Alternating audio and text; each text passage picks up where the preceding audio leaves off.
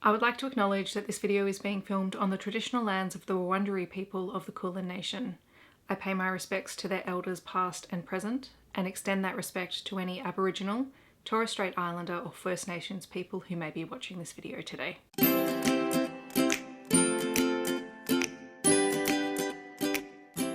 Hi everyone, my name is Steph, this is the Novelty Corner, and welcome back to my channel. Today I have another A to Z of romance book recommendation video for you. This time we are doing paranormal and sci-fi books, just because I tend to group them together for various reasons. This one does feature a lot of traditional paranormal or sci-fi romance, as well as some of the monster romance that fit into the subgenre under both of these categories. If you didn't watch my first video, I will leave it linked on the screen. I actually went back and realized it was not my first video, but it was my first A to Z of romance video. So there are actually two A to Z videos on my channel, and I'm trying very hard not to double up on books. I'm going to have to figure out a system for how to track what I have and haven't recommended. Just like in the last video, I'm not going to give in-depth synopsises because we're going to be talking about 26 books, so I'm going to give you some keywords and, like a brief one-sentence summary of each book. All right? Let's go. For A, I'm recommending A Hunger Like No Other by Kresley. This is part of the very famous Immortals After Dark series. It features vampires, lots of blood, fated mates, and is completely bonkers. For B, I have Burnt With Me by Ilona. This is the first book in the Hidden Legacy series. It is a morality chain romance story set in a world that is driven by magic, and you have a PI who has to work with one of the most powerful magic users in this world. C is for Caressed by Ice by Nalini Singh. I could not include this book in this particular video.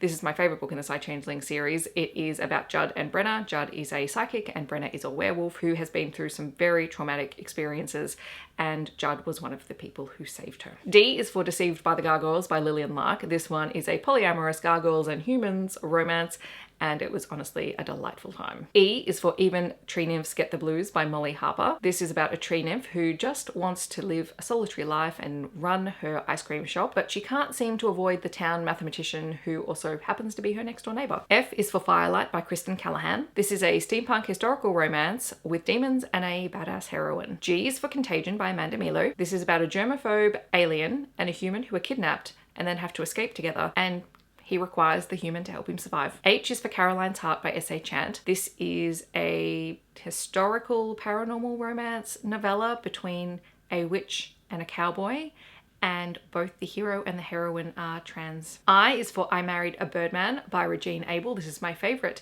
in this particular series. It is a sci-fi marriage of convenience between a human who needs to save her colony and one of the bird-like alien hybrids that live on the same planet as her. J is for Always Practice Safe Hex by Juliette Cross. This is the paranormal romance between a witch and a grim.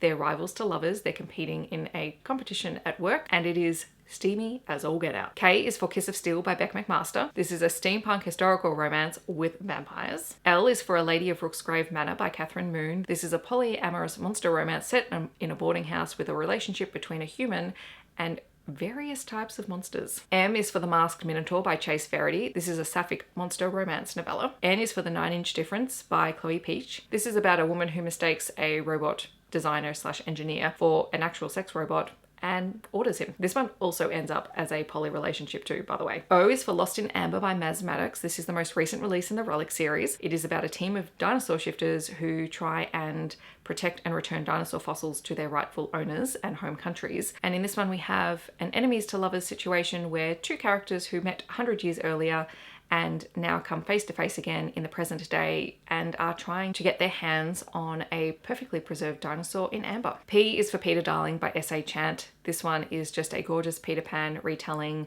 with some beautiful magical threads through it. It's probably not quite paranormal romance, but I'm stretching it here because it's just such a gorgeous story. Q is for Alien Quarantine Rescue by Robin Lovett. This one was just fantastic when it came out because it totally just confronted the idea of the pandemic head on. It is about a world that has been held hostage by a virus, and everyone has had to live in isolation for the last 5 years or risk becoming infected and dying. That's where we meet our heroine, who has been stuck by herself until an alien crash lands in her front yard and claims to have antibodies to fight the virus. And you can guess how they share those antibodies. R is for The Quarry Master by Milo. This is another sci-fi romance, and it is between a grumpy alien foreman and one of the human women who works in the quarry that he oversees. It is a slow burn romance. She only has one arm, and she is the glorious sunshine to his grumpy self. S is for Sanguine by Sierra Simone. This is a short story that was originally included in the Australia anthology but has now been released on its own. It is an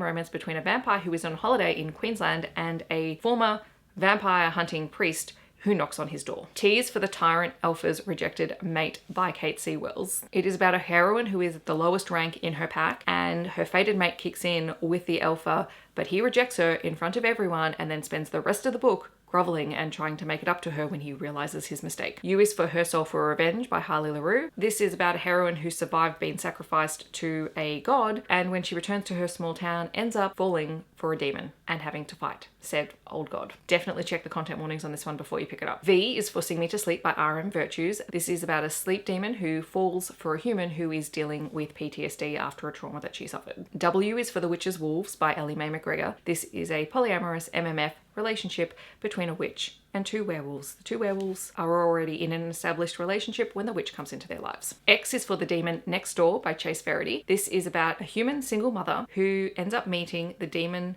single father who has moved in next door. Their children become friends, and she can see him for what he really is. Y is for That Time I Got Drunk and Yeeted a Love Potion at a Werewolf by Kimberly Lemming. Again, best title ever. This one is about a human woman who accidentally throws a love potion on a werewolf who thinks that she is his fated mate, but she doesn't quite believe him because of said love potion. And Z is for The Headmaster by Tiffany Rice.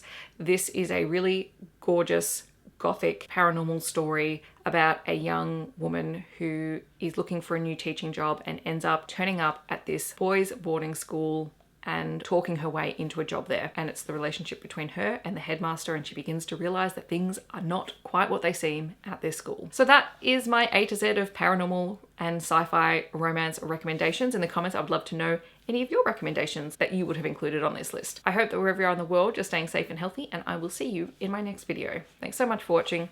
Bye everyone.